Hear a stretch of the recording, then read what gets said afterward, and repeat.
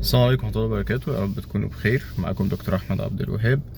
في ناس لحد دلوقتي مش عارفة إيه هي الدبلومة الأمريكية، فتعالوا نقول يعني إيه أصلا دبلومة أمريكية من الأول خالص كده. هو يمكن اسم الدبلومة الأمريكية ده لوحده فعلا بيلخبط ناس كتير، لأن هو ما بيبقاش فاهم هل دي يعني سؤال بيتبعت لي كتير على البرايفت، هل دي حاجة دبلومة ولا دي يعني في ناس فاكرينها دبلومة أمريكية زي مثلا دبلوم صنايع، دبلوم فني، حاجات زي كده. لا، هو يا جماعة الدبلومة الأمريكية هي ثانوية. يعني لو احنا عايزين نقول الاسم فعلا المفروض تتسمى بيه، فهو اسمها الصح الثانوية الأمريكية. هي شهادة معادلة للثانوية العامة المصرية.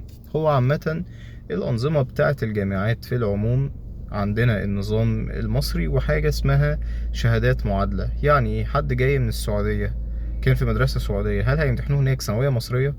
أكيد لأ، بيمتحن حاجة اسمها امتحان القدرات وبينزل هنا مصر.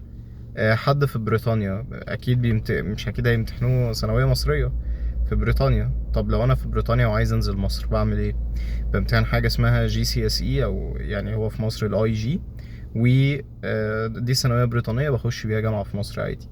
طيب افرض أنا بقى فالدبلومة الأمريكية هي نفس الفكرة دي، هي ثانوية أمريكية، تمام، وبتخش بيها الجامعة هنا في مصر.